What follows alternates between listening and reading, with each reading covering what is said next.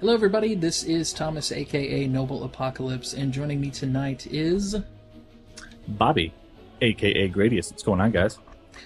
All right. Well, let's kind of jump right in. It's been 2 weeks since our last episode, and tonight we've got just a few topics that we're going to talk about, but hopefully enough to keep you guys entertained. We are in that They're really good. Gamescom hangar module launch phase where everyone at CIG is like, I'm so busy, leave me alone. So they really haven't put out a whole bunch of news. So we're just going to kind of fill it up with conversation. Stuff. Yeah, a Absolutely. little bit of this, a little bit of that. So, like I said, Gamescom is officially starting, and they're going to be having their event in Dusseldorf, Germany. Yeah. Cologne, Germany, excuse me. Dusseldorf would have been the airport I would have flown into if I decided to buy a ticket, which for some reason I didn't. I don't know. I just never got around to it. Oh, it was because my passport needed more pages, and I hadn't gotten my passport back. That's what it was. But anyway, all right, I don't know. So, so Gamescom. So, expect a lot of announcements at Gamescom pertaining to the game. Possibly some Idris cells for the European folks that are over there that missed out during the live stream. And Absolutely. you know what it could mean as well for us? We could have the hangar module this weekend. You know, kind of hoping for it. But, I don't know, man. I'm kind of sad. I'm happy for it, but I'm kind of sad. Because, I can log into the hangar module and walk around my my one little ship. Yeah. My one little ship. I'm sad. Yeah. Well, when the hangar module I may have to come visit you. Yeah. When the hangar module comes out, we're definitely going to be streaming some things. I have every ship that you can pre-order, pledge for, with the exclusion of probably 3 or 4 that I might have missed. So, and we're not going to have all the ships at launch, at launch of the hangar module. So, we probably won't see the Idris. We almost definitely aren't going to see the Cutlass. And, there's a few others. The Avenger we might not see. But they're there. Or the M40 or M50. I think it's the M50. We probably won't have that. But for sure we're going to have the 300 series. For sure we're going to have the Aurora. I'm almost... We're definitely going to have my Rust Bucket. We're totally going to have that. I'm almost certain we're going to have the Constellation. I could be wrong on that. I don't think the Starfarer is going to be in just yet, because they were just finishing that up. That is, that's a huge freaking ship, too. I mean, that's... So, but they have said that they're going to release them in pieces, so different iterations of the hangar module are going to be out. And as they're available, and if I have them, I will definitely record some of those hinted to, but yet received micro episodes. And, just kind of do a little... I'm actually kind of wondering about that. I mean, okay, they get the hangar module out, right? Mm-hmm. Is the hangar module something that they're going to be actively updating? You know what I mean? Yes. Yeah, they definitely will. Because we already know we're getting more ships. There's, the Caterpillar, a couple others, that some people, we know we're getting them. They already exist. Some people have them in their inventory. I wonder, though, like, if it's going to be like... Okay, this is the first part of the game, guys, so this is going to be something that we regularly update. There's going to be patch notes. I wonder, because this is the first time let me back up a little bit. They said that the hangar module is going to be installed using the game's actual launcher. Really? So, I was listening to, the latest episode of Spaceman's Parking Lot, and Chris Roberts was saying, hangar, but space. Yes. But they were saying, Chris was saying that you're going to download like a 20 meg installer, and that's going to install the hangar module. And I'm assuming that's going to be why would they have an installer for every single module? You would think it would just be one installer, then just, oh, hey, we're coming out with the latest module, like the dogfighting thing. You would think it would just kind of patch in with that installer. So hopefully this is going to be the beginnings of the game's actual patcher. Yeah, kind of crossing my fingers. It makes sense because, hopefully by the end of the year we'll have a new module. I think we're going to get the dogfighting module. So it would be kind of weird to let me launch the hanger module application. Okay, well now I want to go, fly the ship. God damn the train. And It's a very modular game. Hold Yeah. on, I need to turn my ship. Let me launch my thruster module. yeah. So, interesting. Seriously, this train. Oh my god, it always happens. It's either the gardener or the train every time we get started. Yes, I hear the train noise coming from outside of the window. Anyway.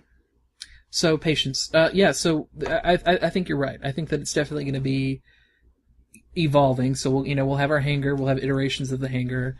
Then it'll merge into the dogfighting module, merging into the planet side, and the Squadron 42. So I think you're right, and I think that will be very interesting. So what do you think? Do you think this weekend are we gonna? Of course, I mean I'll do it, but I don't really have a whole lot to show. But do you think we should,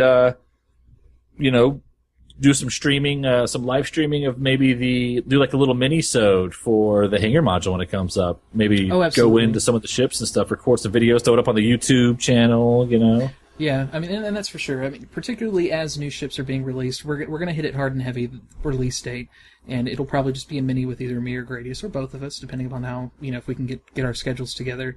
And then as new ships are released, and like I said, I have a lot of them, so I'll continue to showcase. I'm having a brain fart here. I cannot remember if they said that the hangar module would allow you to invite your friends. Is that functionality going to be there yet? I have no clue. I'm almost certain I heard that it was. Okay. So, but it may, we're going to cross our fingers. Basically, right. That's what we're saying, right? If not at launch, iteration 1, I wouldn't be surprised if it comes very soon after. Yeah. So. Well, I mean, I would love to actually walk around all of your fleet, but if I can't, I guess the stream will do. Yeah, and I want to remind everybody that we talked a lot about the hangar module, and if you're joining us late and you haven't watched some of our earlier episodes, all you need to do to get the hangar module is purchase a version of the game that has alpha beta access. So I could be wrong in saying that you have to have alpha beta. I think you may just have to have the game, which is the $30 package. But regardless, pretend that $30 package doesn't exist. Plop the $40 down and get yourself alpha beta access anyway, because you're going to want it. So you know what else you should do? What's that? I think they should subscribe. Right now, we do have a question. The question was largest ship you can currently purchase. Indirectly, it's the Idris Corvette. You have to subscribe to a package which has the Idris Corvette, and I think they start in the $5,000 range for that. I could be wrong. Maybe a little bit higher than that. And thank you very much for that question, DVSMP06. So thank you very much. Yeah, so subscribing, that's been a question that I've been asked a lot, personally, by our guild members, our community members, and on the forums. Is it worth it? Well, let me ask you the question. Gradius, are you currently subscribed? Well, I think I am, actually. Okay. In the old days... You want to know why I did it, though? Can I tell you why I did it? Does it involve the Austin trip? Yes, there probably was some alcohol involved, but there was another reason, I promise. What's that? The reason that I did it was the whole... I was reading the line-by-line stuff. Of course, this was back before they made all the changes, but the coolest freaking thing was if you subscribe for 12 months, there will be an in-game NPC or something named after you. Yeah. That is sick. I mean, I would love to have... Here's the thing, though. Is it named after you, like me, or Gradius? So I don't know. If there's going to be some Bobby guy, floating around on some space station somewhere, to me that is freaking awesome. And see, that's the question. And we'll come back to subscription benefits and who is subscribed and why. That topic right there, I think, is interesting. Because I don't want a Noble Apocalypse in-game. I want a Thomas in-game. Exactly. So if that could happen, and with all the damn money I've given this game, I better be like a general, or I'm just, like Admiral Deluxe Supreme Allied Commander Thomas. President UEE. I don't know. I mean, I really Oh my God. something, but that's interesting. So I do hope that it's maybe The they gave me CEO choice. of Orion Jumpworks. So the other benefits to subscribing would have to be, for me personally, is the VIP access to the events. That's incredible. Just being able to go and being a part of that. Yeah. I mean, just that whole thing. Like, if I did go up to Germany, being able to get up there, for 30 minutes to an hour early to kind of have that more intimate, smaller group of people discussing the game.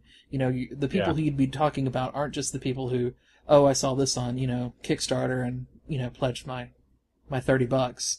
It's the people who are really excited about the game. So that was my biggest reason for subscribing, next to the name and game, of course. But as far as in-game, faster, stronger, better, longer, that type of stuff, nothing. There's absolutely zero benefit to subscribing as far as in-game, faster, better, stronger. You're not going to get an XP boost. You're not going to get a currency boost.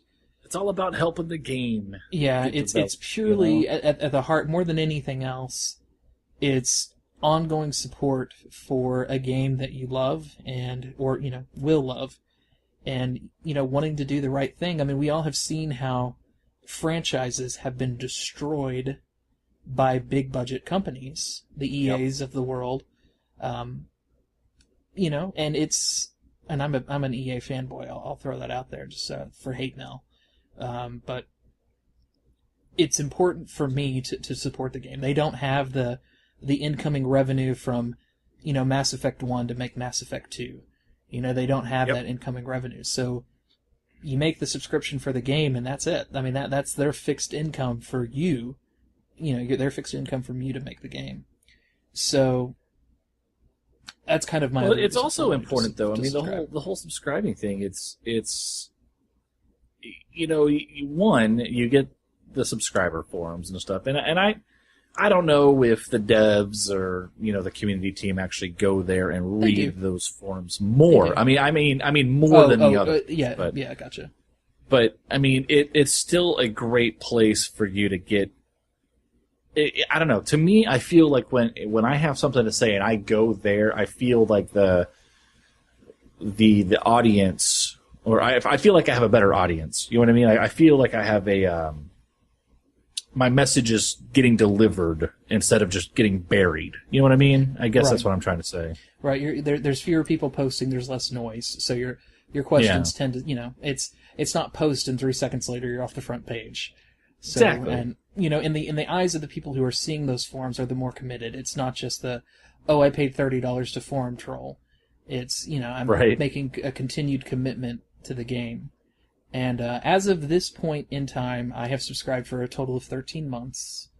15 months. I had to do the math there. 15 months, which is possible. I did month to month for 3 months, and then I bought a year. And I did the full, Imperator Prime subscription. Right. As far as the what's live now, I mean, if you're not going to SitCon, you're not going to Gamescom, we still have more than 12 months out in the game, so you could potentially delay your subscription if you wanted to do that. The other real benefits are the subscriber vault, which gives you some art. And let me pull up. I won't show you all of the hidden secret features, but I will pull up the subscriber vault just so you guys can see that. So you should be seeing my screen now. Try to avoid some of the stuff here. So first off, you get Jump Point, which are some magazines, and the content's pretty good in the Jump Points. It goes a lot into the lore and some of the background of a lot of stuff. But you kind of get to see why does does this ship have this, or what is this ship missing, or what were the elements behind it. So I mean, you get that. In the vault, you get some of the artwork, so you can really see in beautiful high res the ship that I invested a small fortune in. I mean, this is by no means a teeny tiny ship here. I mean, this is or image. I mean, you can pull that out and turn it into your desktop wallpaper, like I may have done. That spans across multiple monitors. So I mean, you kind of get these intrinsic little perks, but that's it for some people. If you're pinching your pennies and you're waiting, I don't think it's worth it. I think it's definitely something at this point in time. If you're pinching your pennies, it's not worth getting. I think you could safely wait until probably the dogfighting module, or even closer to launch, and then pay for a 12-month subscription at that point, and still kind of get that, if you want your name in game, get your name in game, or if you're going to go to an event, like Sitcom, pay your $20, you've got your benefits and you're in, or your $10 and you're in. So can't wait to watch that movie, the Alamo Drafthouse, so I can yell and scream and laugh at, well, Freddie Prinze Jr. you know who. Good old Freddie Prinze Jr. Yeah. So yeah, I mean, I think if you're really excited about the game and you're, it's worth it. I wouldn't get that over a ship. If it was this or a, Constellation, which, over 2 years you get to about the price of a Constellation, probably buy the Constellation over it, because I think you'll get some more benefit out of that. But to each their own, so. Most definitely. All right. Subscribe. That's what we're saying. I mean, if you want to, I would say do it, just because, the name of the game is cool. Yeah, and I want to reiterate this just because the question was asked. There is no subscription fee for this game. It is buy to play. You buy it, you play it. No subscription. We're seeing a cash shop right now. Purchasing ships, but that's everything that you can buy. That's to make the game. Yeah, everything that you can buy, you can get in game. So just because I spent the GDP of a small nation to purchase a ship doesn't mean you have to spend the GDP of a small nation to purchase a ship. You can earn it in game. You can get those benefits. So, $30 is all you need and you're in the door, and you'll be just as competitive if you put enough time and patience into it as someone like me who's subscribed for 15 months and who will continue to subscribe until after the game's launched, and bought an Idris and bought a 300 and an Avenger and a Constellation and everything else. You're going to be just as competitive. So, it's not a big deal. So, you happen to find hanging around on the internet some server hosting requirements?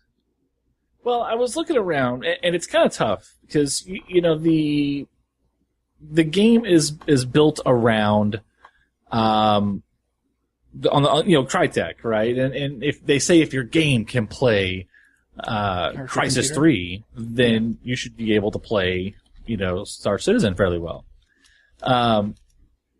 But if you look, they haven't really released any information about the server yet. So I started looking around to see if I could find any sort of requirements for hosting, Crisis dedicated servers. And I know that with some of the later releases and stuff, dedicated servers were kind of not there, but in like the earlier versions of Crisis, it was.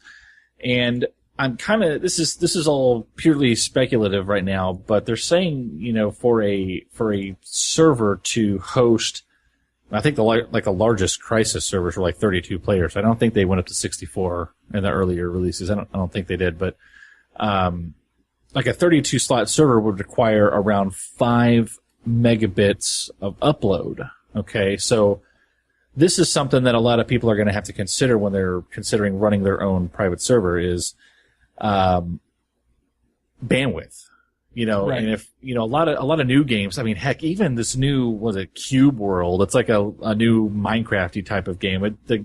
There's not a whole lot of, it's not a graphically intense game, but the netcode of the game is so intense, and it's one of the newer games that, each client that connects to the game uses just a ridiculous amount of bandwidth.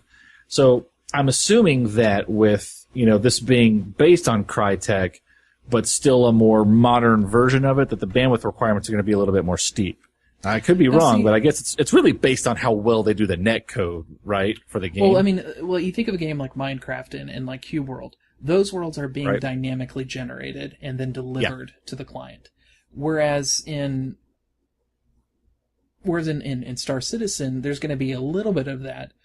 You're not going to go into a star system that has never been rendered before, that's having to be rendered on the engine or rendered on the server and then pushed to you from the pipes. Whereas that's what's true. happening That's true. to you in Cube World and Minecraft, where you're getting that game engine has never rendered that before. So when you walk there for Right. the first time, you get it. It's being piped to you. So Yeah. it's probably going to be high, but I think where people are going to experience probably the biggest downfall, I think, won't be in bandwidth. I think it's actually going to be in their ping times, their latencies. I think is where Okay. the private servers are probably going to have their hardest thing, because we've seen Yeah. the combat, or we know the style of combat It's that's very- going to be this game. It's going to be very twitchy, I think. I mean, I really do. I twitchy maybe, but definitely accuracy is going to be important. I Yeah. think. And that comes down to, I guess, just another way of describing twitchy. But I mean, if you're piloting your ship and you shoot in a given direction, you want it to go that direction and hit the target you're shooting at. If people are Right. moving fast, definitely Yeah, I at think superhuman speeds.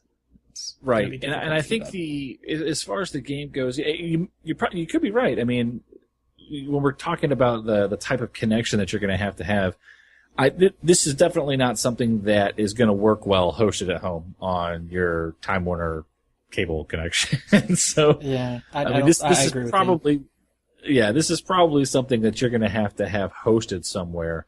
And I mean, I don't unless you live in Kansas City. Austin or Kansas City or Google Fiber, But the whole, I think it's actually going to be kind of expensive if you want to run your own private server, and so the people that do run their own private servers, I'm kind of hoping that because of the financial investment that they're going to have to put into these things, I'm kind of hoping that a lot of the private servers out there are going to end up being good. I mean, Yeah. I I don't mean, and we've talked in the past about some of the benefits of private servers. Just in brief, the private server is a mirror, essentially, of what's happening in the live public server where the game is being ran. They're sanctioned. It's not like, private servers in WoW or something like that, where it's, the developers aren't particularly happy about it and try to break them as much as possible. But you will be able to replicate the Star Citizen universe and host it yourself, or host it in a dedicated box on the cloud somewhere. And it would be, just you and the people, of course, that you invite there. As something is discovered in the real world, in the live game world where everyone else is, it gets pushed across over to your private server. If a new sector is discovered, kind of gets pushed across. But it will enable you to mod it to your liking if you want to create, a universe that's kind of based off of the Firefly lore or the Star Trek lore. It would enable you to do that. And it would also enable you to escape, if, let's say, griefing becomes an issue or something like that, you're not able to just explore on autopilot and you want to just explore on autopilot. It's going to enable you to do that. Yeah. So there is this is where the definitely some modding benefit there. community is going to live, though. You know what I mean? Yeah. So that's kind of where I was going with it. Is I really hope that the private server community, I guess we can call it that. Even I don't know if it hasn't been established yet, but I'm sure that's what we'll call it. But I'm assuming that this private server community is going to be, I don't know, knowledgeable, because I think a lot of the people that are going to want to do this are going to be the modders. They're going to be the ones that want to turn, Star Citizen into the new Battlestar Galactica MMO. Right. You know what I mean, or whatever, using mods. And I think they're going to have the freedom to do all that. Yeah, they definitely are. I mean, they've already talked about developing tools. We may not get them at launch, but developing tools that will replicate some of the tools that they use for creating ships and doing that. So you'll be able to get the same full, if you have the patience, time, and skill to replicate, to duplicate that style. I was thinking too about what you were saying about private servers, how there may be, some hefty server requirements. they're not going to have the ongoing subscription revenue model from gamers because it's buy to play. They're going to have cash shop. They could get ongoing subscription revenue from selling private servers or renting private servers from people. Like a license or something? Yeah. So I want them to not do that, exclusively, but if you want a guaranteed environment that's as stable as, the live universe, little bit of Maybe cash that's the flow. thing, though. Maybe they do that. You can do the private server for free or whatever, but maybe that's the kicker. If you want to get their tool set, you can license their tool set. Yeah. So, I want there to always be the free option, and I'm sure there will always be that free option. I'm much more a fan of a freemium model than a premium model. But yeah. I think it's if I were them and there was enough of even if it's just a few dollars a month is guaranteed revenue is better than no dollars a month and no revenue. So absolutely. Well, we've rambled on. Like I said, there wasn't really a lot of news today because it's before a major event and they're in high gear trying to get that done, so they didn't really leak or say what's going on. Something though that we did get, and this is a modification to the website.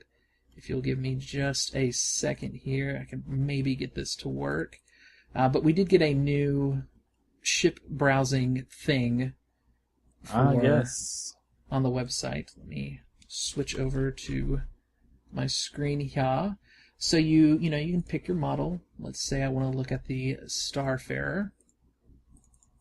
And I want to compare the Starfarer to, I don't know, I guess the Freelancer is about the same price and about the same thingy.